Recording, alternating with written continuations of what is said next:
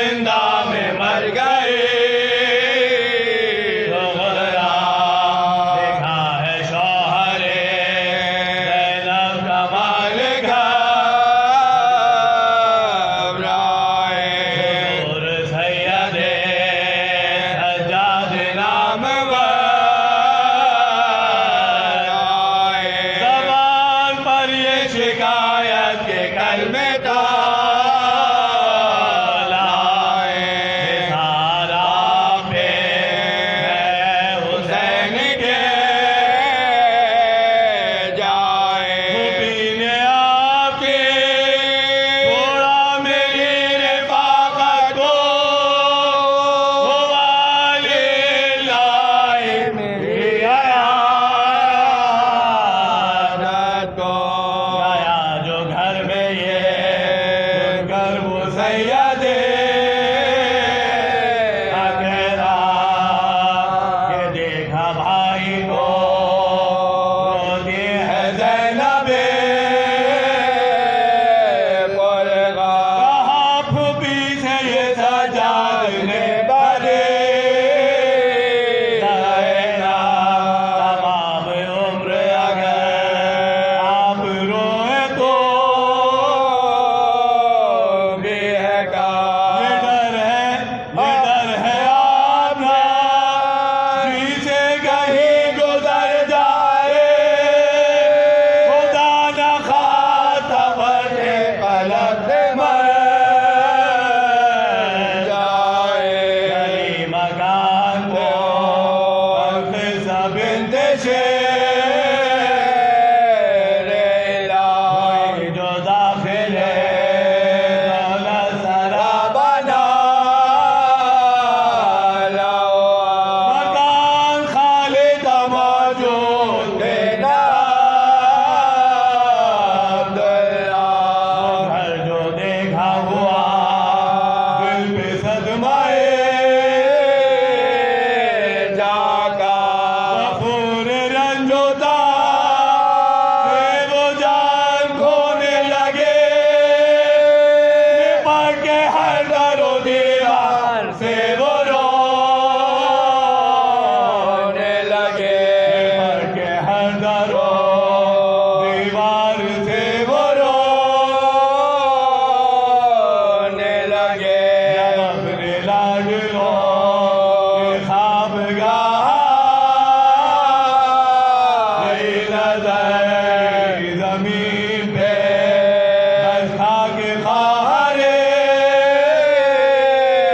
جب آیا ہوش تو چلائے پیٹ پیٹ کے سر کہا وہ محمد دکھاؤ جھاگ لا کر پھر اجڑے گھر میں یہ تقدیر مجھ کو لائے ہے گلے سے لپٹو تم گھر کے مادر آئی ہے بہن کرتی تھی اور روتی تھی وہ سے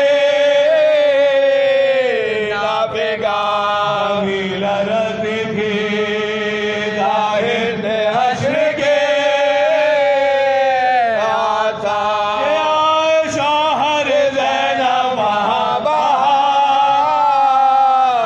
تیرا مزاج پوچھا نہ کی بات تم سے کو رہے تھے صدموں پہ صدمے جو بنت حیدر نے یہ حال تھا کہ نہ پہچانا ان کے شوہر نے زبان حال سے گویا ہوئے یہ عبداللہ ضعیفہ کون ہے تو کر ذرا مجھے آگاہ سبب ہے کیا جو تو کرتی ہے نالائے جاگا اگر تو بشگنی میرے گھر سے جا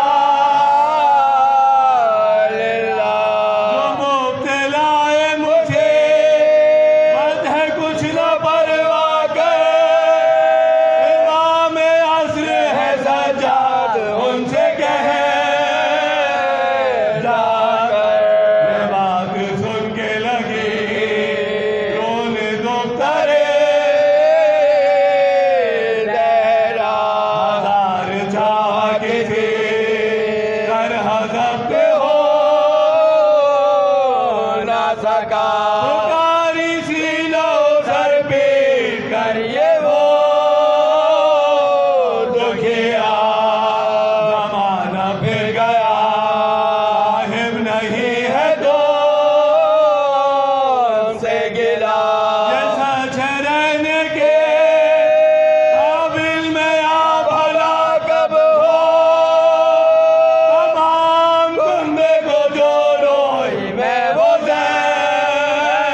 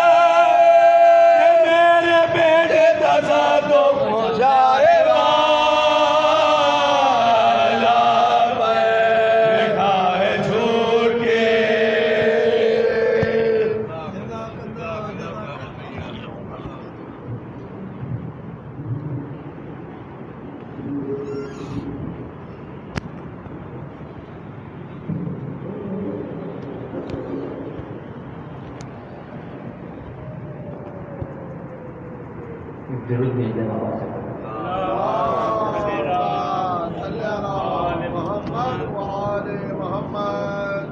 کیا بیان اس سے بھلا پڑھتے ہو توقیر حسن، کیا بیان اس سے بھلا پڑھتے ہو توقیر حسن، آپ کے سامنے جھکتے رہے شبیر حسن، آپ کے سامنے جھکتے رہے شبیر حسن، غاصب شام کو لکھی تھی جو تحریر حسن، غاصب شام کو لکھی تھی جو تحریر حسن، شام میں پوری کی زینب نے وہ تقریر حسن، شام میں پوری کی زینب نے وہ تقریر حسن، نوک سے خامے کی سر تن سے جدا کرتے رہے، نوک سے خامے کی سر تن سے جدا کرتے رہے، یوں قلم کو بھی کیا آپ نے شمشیر حسن، قلم کو بھی کیا آپ نے شمشیر حسن، حلقہ دین کو امت نہ کبھی توڑ سکی، حلقہ دین کو امت نہ کبھی توڑ سکی، اتنی مضبوط رہی آپ کی تدبیر حسن، اتنی مضبوط رہی آپ کی تدبیر حسن، لشکر شام پہ تلوار کے بن حملہ کیا، لشکر شام پہ تلوار کے بن حملہ کیا، کربلا میں یوں بنے اصغر بشیر حسن،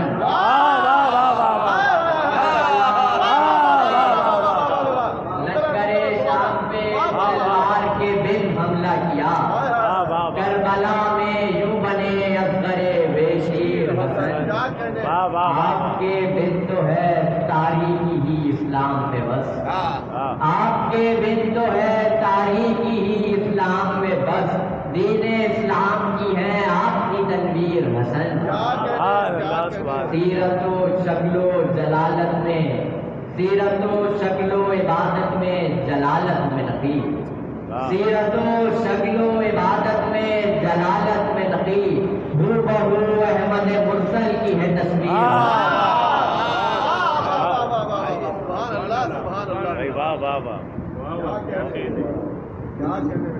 محمد والے محمد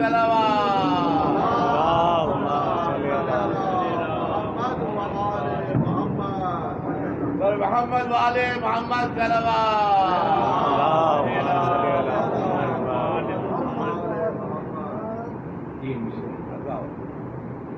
سینے میں دل ہے، دل میں محبت علی کی ہے، سینے میں دل ہے، دل میں محبت علی کی ہے، آنکھوں میں اشک، اشکوں میں صورت علی کی ہے، جو سانس ہے وہ سانس امانت علی کی ہے، ہم کیا پیغمبروں کو ضرورت علی کی ہے،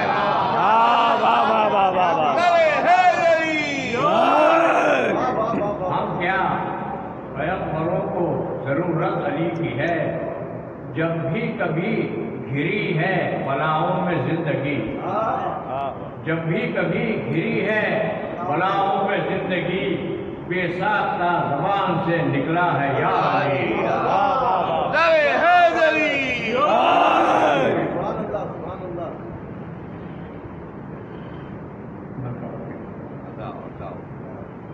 حسین آپ کے ساتھی کمال کے نکلے، حسین آپ کے ساتھی کمال کے نکلے، وفا کی راہ میں سب ایک خیال کے نکلے،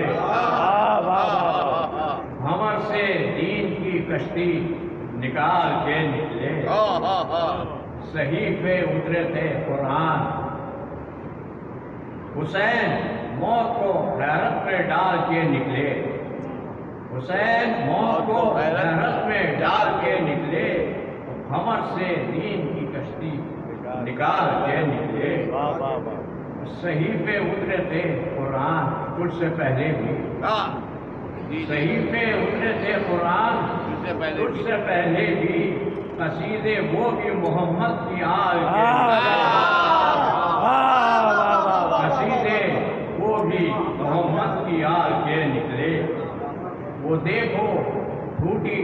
اندھیروں سے حریت کی کرن، وہ تخت و تاج کے حر خاک ڈال کے نکلے، اور اسی زمین کی قیمت لگا رہے ہیں حسین جہاں سے سارے نبی دل سنبھال کے نکلے،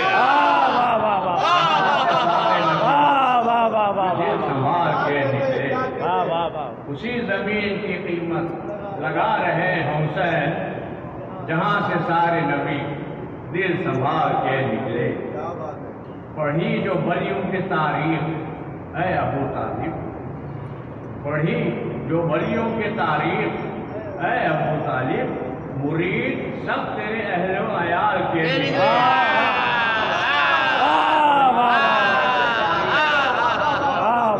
پڑھی جو ولیوں کی تاریخ اے ابو طالب، مرید سب تیرے اہل و عیال کے نکلے۔ عجب مزاج کے قیدی تھے قید خانے کے، عجب مزاج کے قیدی تھے قید خانے کے، یزیدیت کا جنازہ نکال کے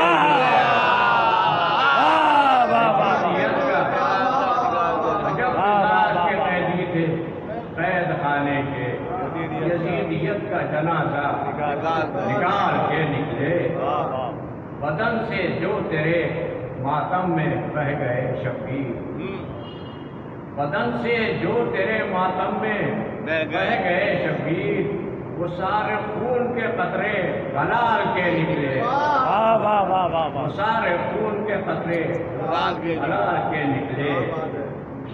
چھری کے نیچے بھی پروردگار تھے اختر، چھری کے نیچے بھی پروردگار تھے اختر، تعلقات محمد کے آل کے نکلے۔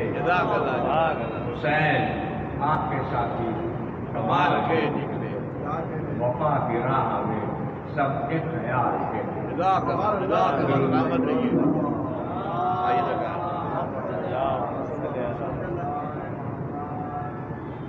پر محمد والے محمد صلوات،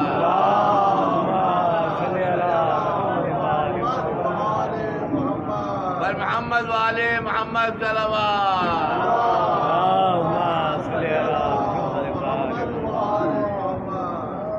ایک مرتبہ سورہ الحمد، تین مرتبہ سورہ اخلاص، سید اسرار عباس اپنے منظر عباس کے لیے پڑھ دیجیے۔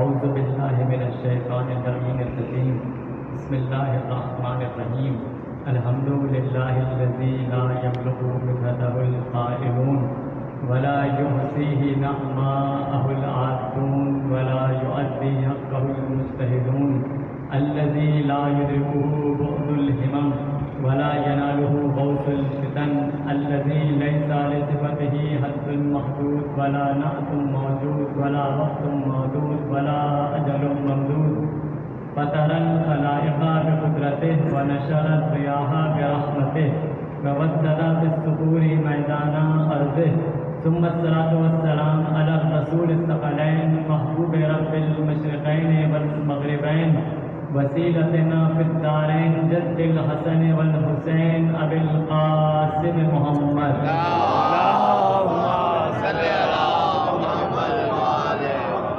وأهل بيته الطيبين الطاهرين المعصومين المظلومين المنتجبين المنتخبين، ولعنة الله على أعدائهم أجمعين من الآن إلى قيام يوم الدين۔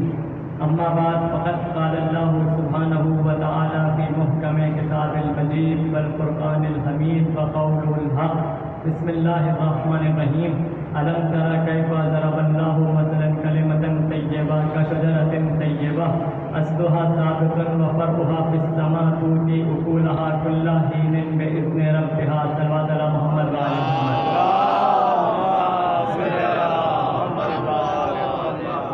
سورہ ابراہیم کی آیت نمبر 24 کو سرنامہ ستن قرار دیا، اور یہ وہ آیت ہے جو شجرہ طیبہ بیان کر رہی ہے۔ اس آیت میں اللہ شجر طیبہ کا ذکر کرتے ہوئے فرما رہا ہے الم تری کیف ضرب اللہ مثلا کلمۃ طیبہ کشجرۃ طیبہ. اللہ ارشاد فرماتا ہے کہ اللہ کہہ رہا ہے کہ یہ کلمہ، یہ اللہ فرماتا ہے الم تری کیف ضرب اللہ مثلا کلمۃ طیبہ. اللہ فرما رہا ہے یہ کلمہ اتنا پاک ہے جیسے کہ یہ شجر طیبہ پاک ہے. اللہ یہ نہیں کہہ رہا کہ یہ شجرہ ایسا پاک ہے جیسے یہ کلمہ پاک ہے.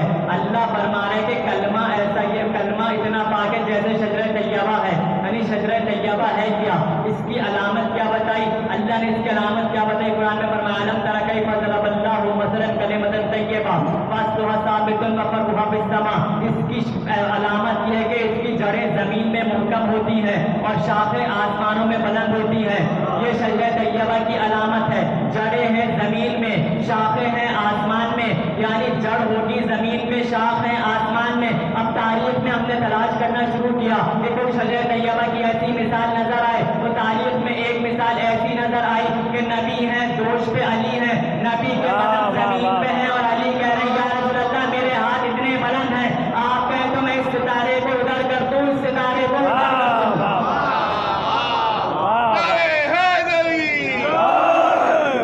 یہ ایک علامت اللہ نے بتایا کہ اس کی جڑیں زمین میں محکم ہیں، شاخیں آسمانوں میں بلند ہیں. اور اس آیت کی تفسیر کے بارے میں نبی نے فرمایا کہ شجرہ طیبہ کی جڑ میں محمد ہوں اور اس کا تنا علی ہے اور اس کی شاخیں معصومین ہیں، اور فرمایا کہ جو پتے ہیں وہ ہمارے شیعہ ہیں.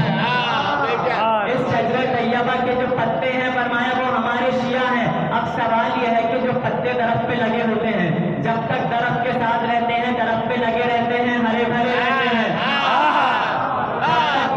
لگے رہتے ہیں، ہرے بھرے رہتے ہیں. لیکن اگر کوئی پتا ٹوٹ کے گر جاتا ہے تو پھر کیا ہوتا ہے، وہ ہرا بھرا نہیں رہتا، اپنا رنگ تبدیل کر دیتا ہے اور کچھ دیر کے بعد بدبو مارنے لگ جاتا ہے، یعنی پتا سڑ جاتا ہے. اب سوال یہ ہے کہ جب تک وہ اس شجرے کے ساتھ جڑا رہا، درخت میں تھا، پتوں میں لگا ہوا تھا، ہرا بھرا تھا، لیکن جیسے ٹوٹ کے گرا، ٹوٹ کے کہاں گرتا ہے؟ اگر آپ نے دیکھا درخت کے پتے ٹوٹ کے گرتے ہیں تو کہیں اور نہیں گرتے، درخت کے ارد گرد گرے ہوتے ہیں، درخت کے ارد گرد گرے ہوتے ہیں. لیکن درخت کے ساتھ رہنے کے باوجود بھی، اس شجر کے ساتھ رہنے کے باوجود بھی ہرے بھرے نہیں رہتے بلکہ سڑ جاتے ہیں. اللہ بتلانا یہ چاہ رہا ہے کہ اگر شجر طیبہ کو چھوڑ کے ادھر ادھر پڑے رہو تو فضیلت نہیں ملے گی.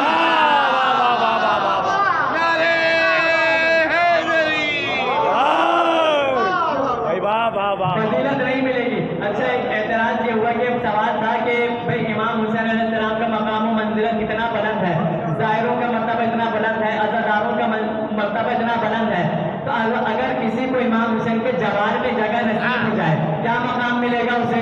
جو امام کے جوار میں دفن ہو جائے کافی بلند مرتبہ ملے گا. تو اس پہ اعتراض یہ ہوا کہ جناب آپ تو یہ کہتے ہیں کہ جو امام حسین کے جوار میں دفن ہو جائے اسے تو بڑا مرتبہ مل جائے، اور جو نبی کے جوار میں دفن ہو تو اس کے بارے میں آپ کیا کہتے ہیں؟ اب یہ بڑا خطرناک حملہ تھا. اتنا خطرناک کہ بھائی جو امام حسین کے جوار میں دفن ہو جائے اس کو تو اتنا مقام و منزلت مل جائے، اور جو نبی کے جوار میں ہو اس کو مقام و منزلت نہیں ملے گا. اور جواب اب کیا دیا ہمارے علماء نے؟ اس کا ایک جواب دیا، دو جواب دیے. اور جواب کیا دیے کہ دیکھیے مقام و منزلت ضرور ملے گی لیکن اس کے ساتھ کچھ شرائط ہیں.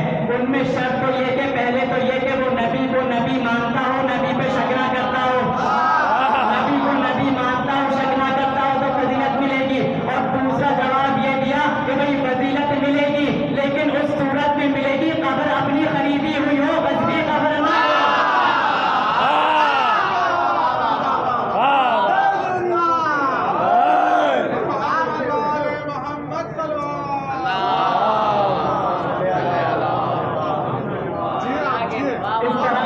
فضیلت ملے گی. اب یہ شجر طیبہ ہے، اس کی جڑ رسول اللہ ہے، تنا علی ہے اور شاخیں جو ہیں وہ ائمہ معصومین ہیں، اور اس شجر طیبہ کے پتے شیعہ ہیں. اور آج جس شجر طیبہ کا ذکر کرنا ہے وہ حسن مجتبیٰ ہے.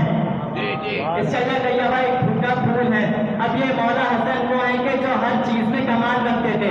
علم کی بات آئے تو مولا علم میں کمال رکھتے تھے، شجاعت کی بات آئے تو شجاعت میں کمال رکھتے تھے، سخاوت کی بات ہو تو سخاوت میں کمال رکھتے تھے، ولایت کی بات ہو تو ولایت میں کمال رکھتے تھے، ہر چیز میں کمال رکھتے تھے. اور کس طرح کا کمال کہ ایک واقعہ ملتا ہے کہ امام حسن کا زمانہ ہے رسول اللہ کا زمانہ ہے اور رسول اللہ کرتے کیا تھے کہ مسجد میں خطبہ دیا کرتے تھے. تو ایک جانب پہ امام حسن ہوتے تھے, دوسرے جانب پہ مولا حسین ہوتے تھے, دونوں کو ساتھ لیتے تھے, خطبہ بیان کر رہے ہوتے تھے.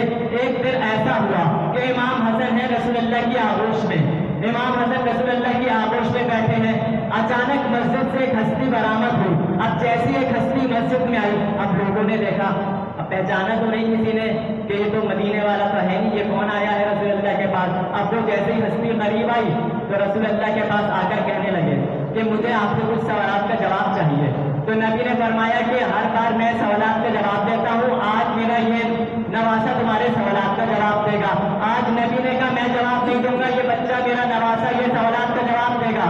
ایک مرتبہ امام حسن اٹھے, سائل کا ہاتھ پکڑا جو آیا تھا اور مسجد کے کونے میں لے گئے. اب اس نے سوال کرنا شروع کیا. اچھا بات یہ کہ جب جب آتے تھے وہ شخصیت آتی تھی, نبی ہر بار سوال کا جواب دے دیتے, لیکن آج نبی جواب نہیں دے رہے, آج جواب حسن مصطفیٰ سے دلوا رہے ہیں. یہ ماجرا کیا ہے؟ نبی رہتی قیامت تک کے لیے بتلانا یہ چاہ رہے ہیں, یاد رکھنا جیسا علم رسول اللہ کا ہے ویسا ہی حسن مصطفیٰ کا ہے.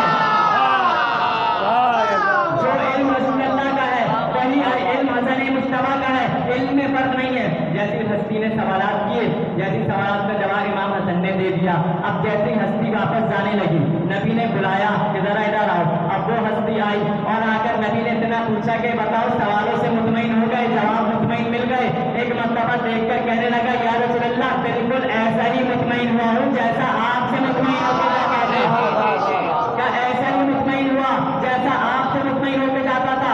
اب ہستی سوالات کے جواب لے کے مسجد سے باہر چلی گئی. اب صحابہ کرام اٹھے, کہا یا رسول اللہ یہ تو مدینے والا تھا نہیں, یہ مدینے کا رہنے والا تھا نہیں, تو یہ تھا کون؟ یہ کون سے سوالات آپ سے کر رہا تھا؟ تو نبی نے فرمایا جانتے ہو یہ کون تھے؟ کہا یا رسول اللہ ہم نہیں جانتے. فرمایا یہ حضرت خضر علیہ السلام تھے. جب بھی کبھی مسئلوں میں پھنسا کرتے تھے ہمارے پاس آ کے مسائل حل کرا لیا کرتے تھے. اور قرآن کی داستان یہ ہے, قرآن یہ کہتا ہے کہ واقعہ موجود ہے کہ جناب موسیٰ سے کہا تھا اے موسیٰ تم میرے ساتھ سفر نہیں کر سکتے. جناب خضر نے کہا میرے ساتھ تم سفر نہیں کر سکتے, لیکن سفر کیا. اور ہوا کیا, انہوں نے کیا کہا تھا کہ بھائی سفر کر رہے ہو مجھ سے سوال نہ کرنا. یعنی موسیٰ کسی مسئلے میں پھنستے تھے تو اپنے سوالات حل کرانے خضر کے در پہ جاتے تھے, اور جب خضر مسئلے میں پھنستے تھے تو در حسن پہ آیا کرتے تھے, تو در حسن پہ آتے تھے. اب صحابہ پہچان نہ سکے یہ ہستی کون تھے, اور امام حسن نے جناب خضر کو سوالات کے جواب دے کے بھیج دیا. تو اب سمجھ میں آیا جو خضر کو نہ پہچان سکے وہ صحابی ہوتا ہے, اور جو خضر کو پڑھا دے وہ حسن ہوتے ہیں. محمد والے محمد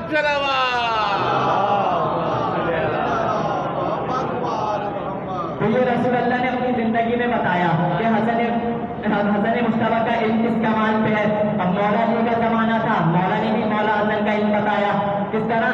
اب بادشاہ روم نے کچھ سوالات بھیجے اور اس نے سوال شام والے کے پاس بھیجے اور اس کے پاس سوال بھیجے کہ بھائی ان سوالات کا جواب لے کے آؤ. اب وہ جو بادشاہ روم تھا اس نے اپنے جس بندے کو بھیجا تو اس نے کہا کہ دیکھو میں یہ دیکھنا چاہتا ہوں کہ ان میں عالم بڑا کون ہے, مال والا نہیں دیکھنا, عالم دیکھنا. کہا کہ جواب وہاں سے لے جاؤ کہ جن کے پاس علم زیادہ ہے. ابھی سرحد ملتی تھی تو وہ پہلے شام والے کے پاس پہنچ گئے. اب دو ہی تھے, ایک شام والا تھا اور ایک صبح والا تھا. بدل کے یوں کہوں بھی ایک شام والا تھا ایک فجر والا تھا. شام والا کیا بھائی, جب شام ہوتی ہے تو کیا ہوتا ہے, اندھیرا ہو جاتا ہے, اور جب فجر ہوتی ہے تو روشنی ہو جاتی ہے, صبح ہو جاتی ہے. تو یوں کیوں نہ کہتے تھا ایک طرف اندھیرے والا تھا دوسری طرف نور والا تھا. اب جیسے پہنچا سوالات کا جواب, کہا کہ بادشاہ روم نے مجھے بھیجا ہے اور کہا کہ مجھے ان سوالات کا جواب چاہیے. کہا کہ سوالات کا جواب کہ ٹھیک ہے بتاؤ سوال کیا ہے. کہا کہ بھائی پہلا سوال تو یہ کہ یہ بتاؤ کہ حق و باطل کے درمیان فاصلہ کتنا ہے.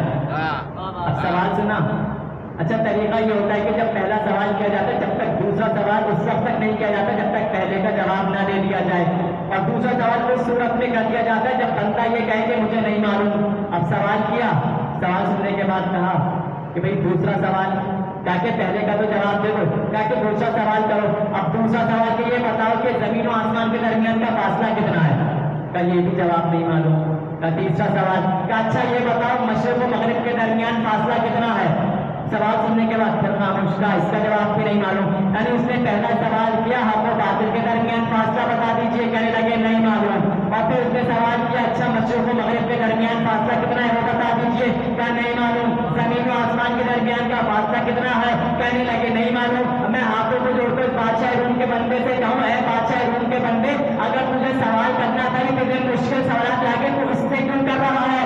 میں تو یہ کہہ رہا ہوں کہ اگر تو اس سے صرف اتنا سوال کرتے اپنا شجرا بتا دو تو بھی کہے گا نہیں معلوم.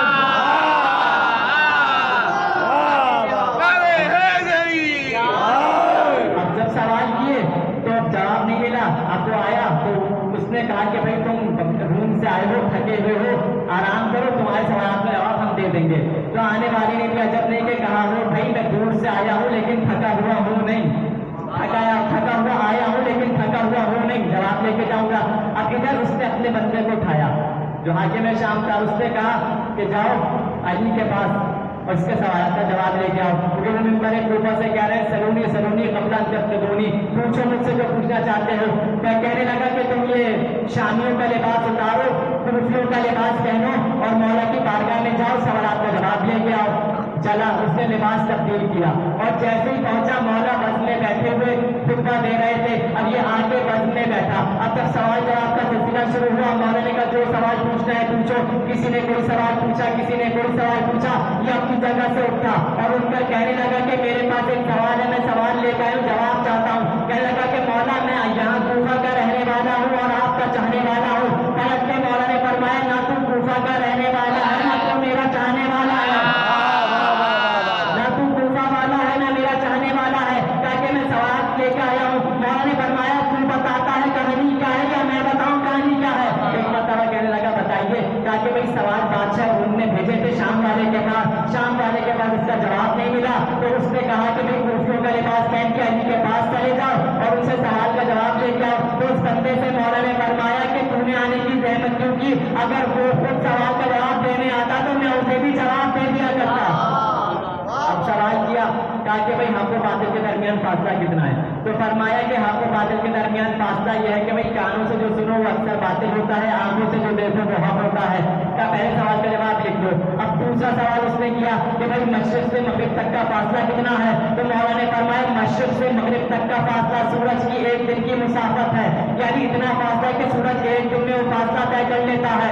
وہ جواب لکھا. کا تیسرا سوال اس نے کیا کہ زمین سے آسمان تک کا فاصلہ کتنا ہے؟ تو مولا نے فرمایا زمین و آسمان کے درمیان کا فاصلہ ایک نگاہ کا ہے. تم نگاہ اٹھا کے آسمان کی طرف دیکھتے ہو آسمان نظر آ جاتا ہے, ایک نگاہ کا فاصلہ ہے. اب اس نے چوتھا سوال کیا کہ بھئی چوتھا سوال یہ تھا کہ مجھے یہ بتاؤ وہ کون سی 10 چیزیں ہیں جو ایک دوسرے پہ غالب آ جاتی ہیں؟ کہا کہ اب سنو 10 چیزیں. کہا کہ پہلی چیز پتھر, کا پتھر سب سے سخت ہے, کہ اس سے سخت لوہا جو پتھر کو بھی کاٹ دیتا ہے, اس سے سخت آگ جو لوہے کو بھی پگھلا دیتی ہے, آگ سے سخت پانی جو آگ کو بھی بجھا دیتا ہے, اور پانی سے زیادہ سخت بادل جو پانی کو ہوا میں لیے پھرتا ہے, اور اس سے زیادہ سخت ہوا جو بادل کو اڑائے پھرتی ہے, اس سے سخت ملک الہوا جو حکم دے کے بادل چلا رہا ہوتا ہے, کیا اس سے سخت ملک الموت جو ملک الہوا کو بھی مار دے گا, کیا اس سے سخت موت جو ملک الموت کو بھی مار دے گا؟ فرمایا اس سے سخت ہے امر رب جو موت کو بھی مار دے گا. امر رب وہ ہے جو موت کو بھی مار دے گا, یعنی جو موت کو مار دے اسے امر رب کہتے ہیں, اور جو اسی امر رب کو اپنی مٹھی میں رکھے اسے علی کہتے ہیں.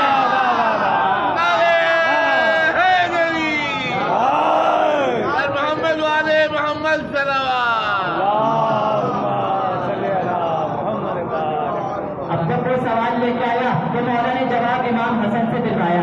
یہ جواب امام حسن نے دے دیا. امام حسن نے جواب دیا, سوالات کا جواب لے کر چلا گیا. جس طرح علم میں کمال رکھتے تھے شجاعت میں اسی طرح کمال رکھتے تھے, اور شجاعت کے واقعے کی دلیل یہ ہے کہ جنگ صفین چل رہی تھی, دشمن پڑھ کر کے حملے کر رہے تھے.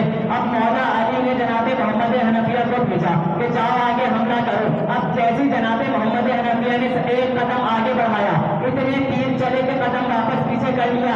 ایک مرتبہ نہیں 7 مرتبہ کوشش کی, جیسی قدم بڑھاتے تیر اتنے چلتے کہ واپس ہو جاتے. پھر ہوا یہ اچانک مولا حسن چلے, اور جیسی مولا حسن ایسے صفوں کو چیرتے ہوئے چلے اور لشکر میں ایسے شامل ہوئے, دشمنوں کو پیچھے دھکیلا, اور دھکیلنے کے بعد جنگ فتح کر کے مولا حسن واپس آئے. اب جیسے امام حسن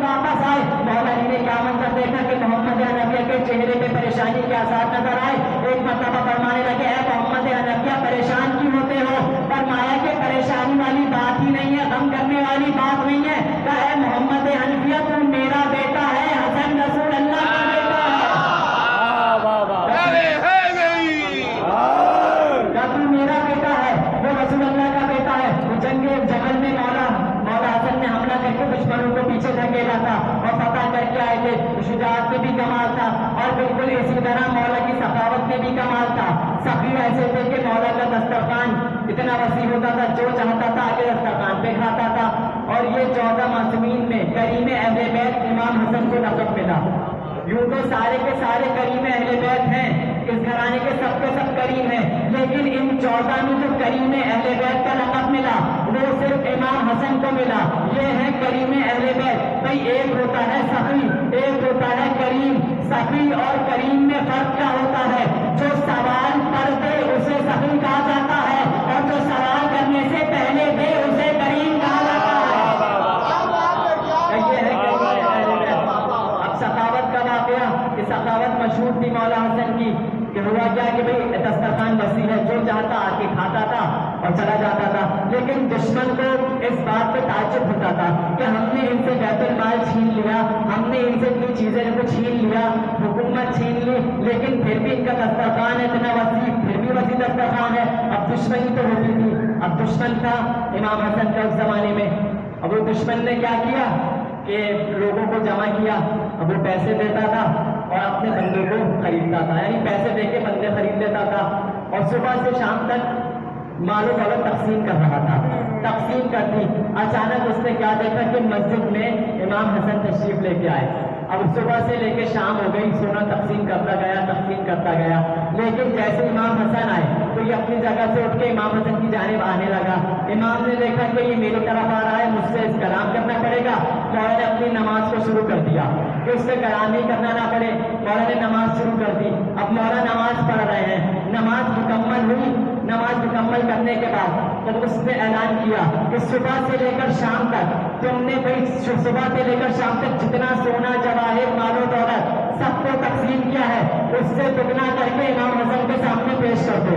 تو اس سے دگنا کرو اور امام حسن کے سامنے پیش کر دو. اب وہ سارا مال و دولت ہیرے جواہر بھر دیے گئے اور امام حسن کے سامنے لگا دیے گئے. اور اس نے کیا کہا, اچھا آل محمد کو اس کی ماں سے بڑی نفرت تھی, اس کی ماں سے بڑی نفرت تھی. اب جیسے سارا سونا جواہر سامنے کر دیا, امام کو دیکھ کر کہنے لگا مولا یہ سب آپ کا ہے, میں ہندا کا بیٹا ہوں.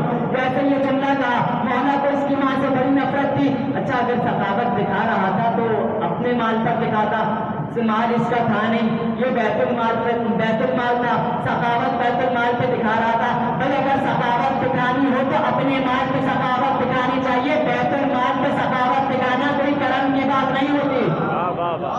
اب اسی مسجد میں اچانک ایک مولا کا چاہنے والا آیا, نالین لے کے آیا اور آگے اس نے مولا سے کہا کہ مولا میں نے منت مانی تھی کہ میرا فلاں کام پورا ہو جائے, تاکہ جب میرا کام پورا ہو جائے گا تو میں منت یہ تھی کہ نالین آپ کے لیے لے کے آؤں گا.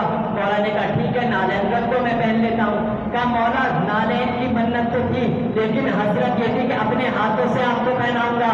کہا کہ ٹھیک ہے حسرت کو بھی پورا کر دو. ایک مرتبہ مولا کے پیروں کے بوسے لیے اور بوسے لینے کے بعد اس نے مولا کے پیروں میں نالین پہنائی. اب جیسے ہی مولا کے پیروں میں اس نے نالین پہنائی, اب پورا دربار یہ منظر دیکھ رہا ہے. جیسے ہی نالین پہنائی, اب وہ سارا سونا مولا کے آگے رکھا تھا. مولا نے اس نالین والے کو کہا کہ یہ سارا تیرا ہے, تو لے جا. یہ سارا سونا تیرا ہے, یہ تو لے جا. ایک مرتبہ گھبرا کے دشمن کہنے لگا مولا اتنا سارا آپ نے اس کو دے دیا, اس کی تو اس کی نسلیں کھاتی رہیں گی, ختم ہی نہیں ہوگا. تو پلٹ کر مولا نے اس کی طرف دیکھ کر فرمایا میں فاطمہ زہرا کا بیٹا ہوں. کیا میں فاطمہ زہرا کا بیٹا ہوں؟ مولا نے سارا مال دے دیا اور بتلا دیا کہ بھائی یہ تو میں نے اسے اس دنیا میں دیا ہے, ابھی تو آخرت میں دیا ہی نہیں, اب دنیا میں اتنا دیا ہے اور جوانان جنت کا سردار ہوں, آخرت میں جنت بھی دلوا دوں گا. سخاوت میں بھی مولا کا کمال تھا اور ولایت میں بھی مولا کا کمال تھا. اور ولایت میں تو ولایت کا مطلب ہوتا ہے اختیار. اب مولا کے اختیارات کیا تھے؟ ولایت میں کمال ایسا تھا کہ مولا باغ میں ٹہل رہے ہیں, سواری آ گئی دشمن کی. اب جیسے ہی پہنچا اس نے دیکھا کہ مولا تنہا باغ میں ٹہل رہے ہیں، اپنی سواری سے اترا اور اتر کے آیا مولا کے پاس اور آ کر کہنے لگا کہ میں نے یہ سنا ہے کہ آپ کے نانا جو ہیں درخت پہ لگی ہوئی کھجوروں کی تعداد اور وزن بتا دیا کرتے تھے کہ وزن کتنا ہے، تعداد کتنی ہے، کیا یہ آپ بھی بتا سکتے ہیں؟ مولا نے فرمایا کہ بھئی ہمارے نام بدلتے ہیں، اختیارات نہیں بدلتے۔ کہا کہ ہاں کر سکتے ہیں۔ تو اس کی نظر ایک درخت پہ پڑی اور کھجورے کی درخت پہ، مولا کو دیکھ کر کہنے لگا کہ مولا یہ بتائیے اس میں کتنی کھجورے ہیں؟ مولا نے فرمایا 4004۔ کیا 4004؟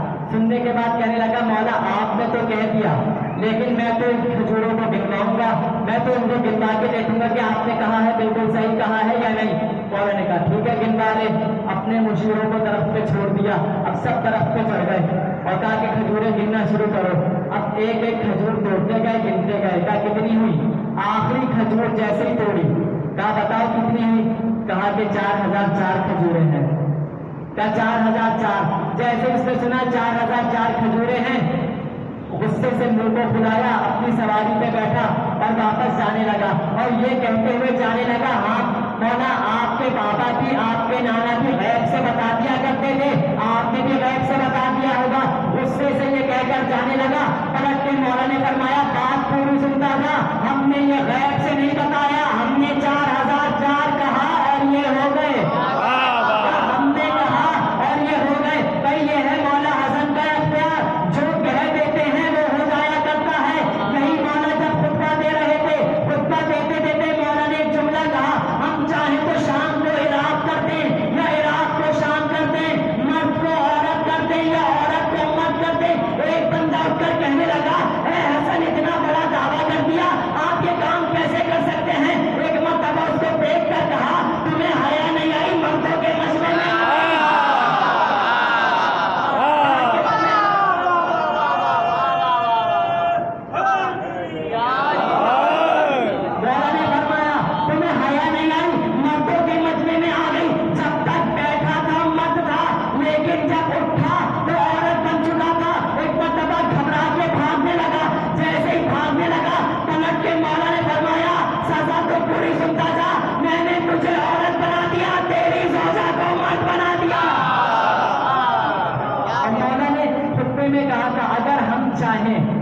مولا نے یہ نہیں کہا کہ اگر ہم کہہ دیں، کہنا تو دور کی بات، مولا نے کہا اگر ہم چاہیں تو ہو جاتا ہے۔ مولا نے کر کے دکھا دیا۔ تو ولایت بھی مولا کو کمال تھا۔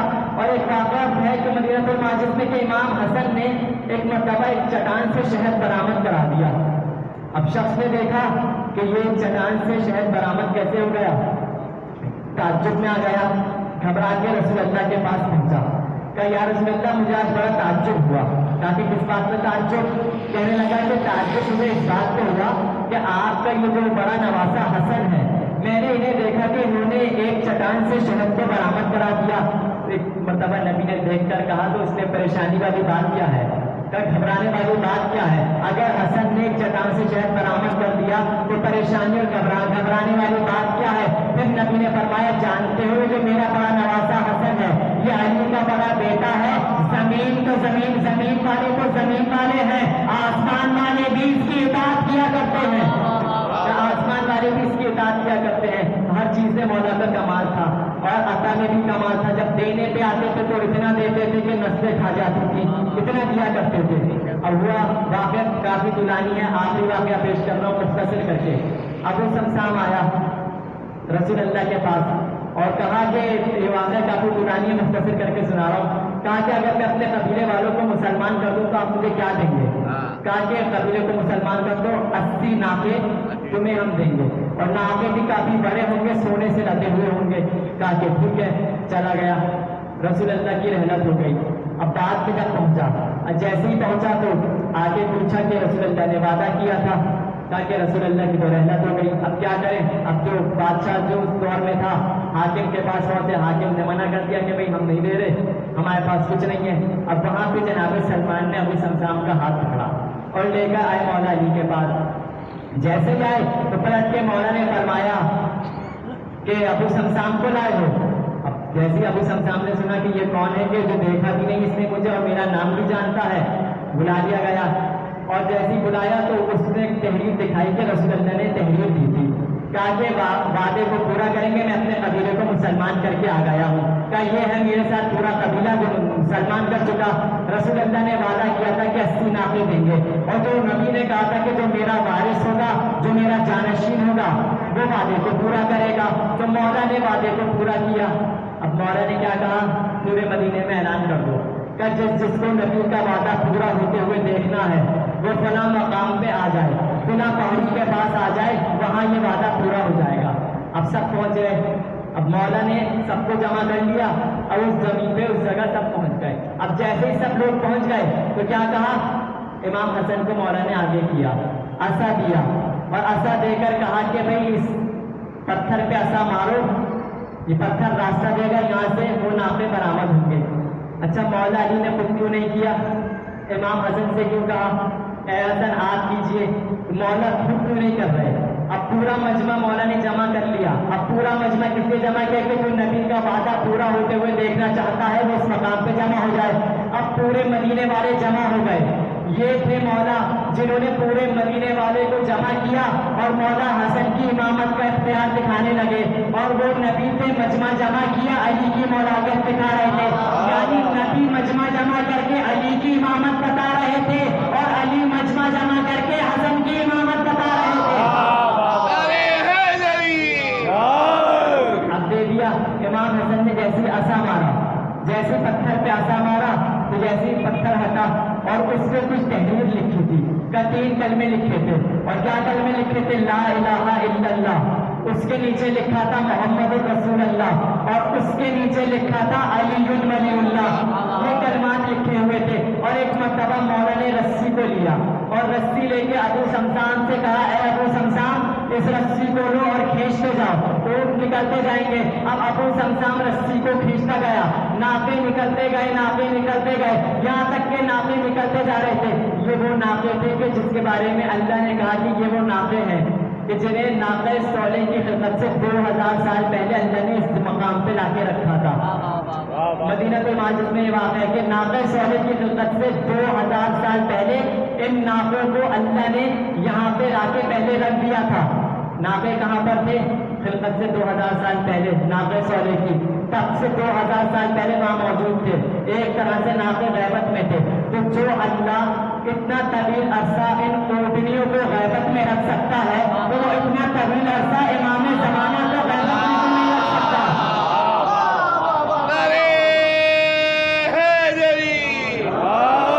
محمد والے محمد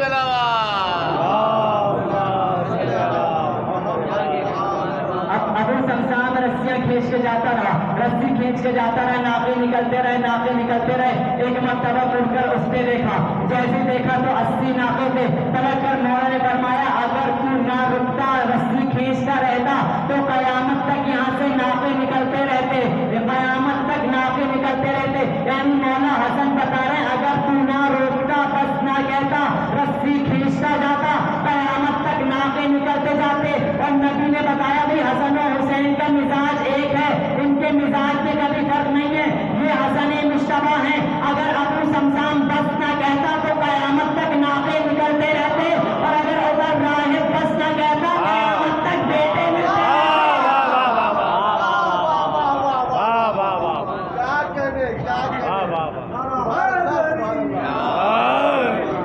قیامت تک بیٹے ملتے رہتے, یہ بس نہ کہتا تو قیامت تک ناقے نکلتے رہتے.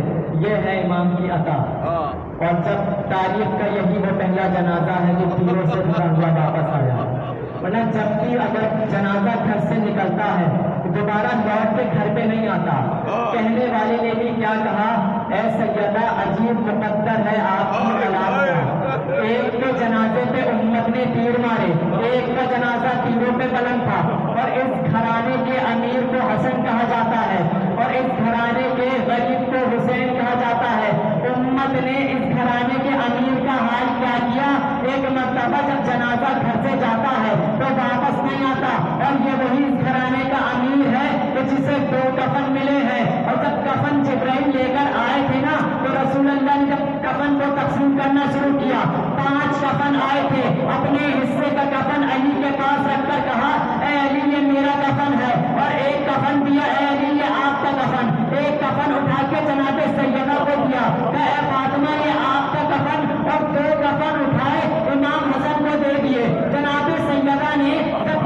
तकसीम देखी वो कहने लगी, है बाबा जब भी आप तकसीम किया करते हैं तो मेरे हुसैन को आप जरूर किया करते हैं, इस तकसीम में क्या मेरे हुसैन का कोई हक नहीं? पलट के नबी ने फरमाया, है फातिमा कफन की जरूरत उसे होती है जिसे कफन देने वाला कोई हो। है फातिमा हसन तुम्हारा अमीर बेटा है, हुसैन तुम्हारा गरीब बेटा है, और ये वो अमीर है उम्मत ने जनाजे पे तीर बरसाए। अरे जिस उम्मत ने इस घराने के अमीर का ये हाल किया हो, अल्लाह जाने इस घराने के गरीब का क्या किया होगा। अजरुकुम अल्लाह। जब जनाजा घर से चला ना, जब जनाजा चला, नसीहत की मौला हुसैन की तो नाना के पहलू में दफन कर देना। जैसे जनाजा चलने लगा, एक मलौना ने आकर कहा कि हम यहाँ दफन होने नहीं देंगे। उस मलौने ने तीर चला दिए। अब जब तीर चले, 70 तीर चले, और 70 तीर इमाम हसन के जनाजे में आके लगे। अब तीरों का लगना था। एक मतलब मौला अब्बास को चलाना गया। मौला हुसैन ने कहा, ऐ अब्बास से मेरे नाना का शहर है, ऐ अब्बास सब्र करो। हुसैन हसन ने वसीयत की थी, अगर नाना के पहलू में दफन न होने दे तो दादी के पहलू में दफन कर देना। ये वसीयत थी। एक बार जनाजा वापस घर आया। अब जैसे जनाजा घर आया, तीरों से भरा हुआ जनाजा आया। जनाबे ज़ैनब ने ये मंजर देखा, और क्या मंजर देखा? भाई के जनाजे पे तीर लगे हुए। पलट कर कहा, है भैया क्या और कुछ भी देखना बाकी है? जनाजा गया, उम्मत ने तीर मार दिए। अगर नहीं हुसैन ने कहा हो, ऐ ज़ैनब अभी तो बहुत कुछ देखना बाकी है। आपने तो हसन के जनाजे पे तीर देखे हैं, 61 हिजरी करबला में आपने कहा तीरों पे देखेंगी, आप देखेंगी, देख रही होंगी जालिम खंजर मार रहा होगा, 70 कदम का फासला होगा। एक बार जनाबे ज़ैनब ने, जनाबे उम्मे कुलसूम ने तीरों को निकालना शुरू किया। भाइयों ने तीरों को निकाला, बहनों ने तीरों को निकाला। हाथ खुले हुए थे। एक भाई की बारी आई, हाथ खुले हुए थे। एक भाई के जनाजे से तीर निकाल लिए, लेकिन जब दूसरे भाई की बारी आई तो क्या मंजर हुआ? हाथ फंसे गर्दन बंधे हुए थे। और जनाबे ज़ैनब भाई के लाशों पे कहने लगी, क्या तुम ही मेरे भाई हुसैन हो? ये कह के बीवी चली गई। अजरुकुम अल्लाह। बड़े मसाइब थे इमाम हसन के। एक आले में 3 मसाइब इमाम हसन पढ़ के घर आ गए, और जब घर आए तो आलम ख्वाब में इमाम हसन की ज़ियारत हुई, और इमाम ने आकर कहा कि तू मेरे मसाइब नहीं पढ़ा करता। कहने लगे कि मौला मैं तो आपके मसाइब पढ़ा करता हूँ। कहा मौला मैंने मसाइब में पढ़ा कि आपको इतना शदीद जहर किया गया कि अगर जहर का एक कतरा जमीन में गिर जाए तो जमीन में गढ़ा हो जाता है। कहा मौला मैंने ये जहर की शिद्दत बताई। मौला ने फरमाया शिद्दत बताई, लेकिन ये मेरे सबसे बड़े मसाइब नहीं है। कहने लगे मौला मैंने बयान किया, आपको नबी के पहलू में दफन होने नहीं दिया। कहा कि ये भी मेरे सबसे बड़े मसाइब नहीं,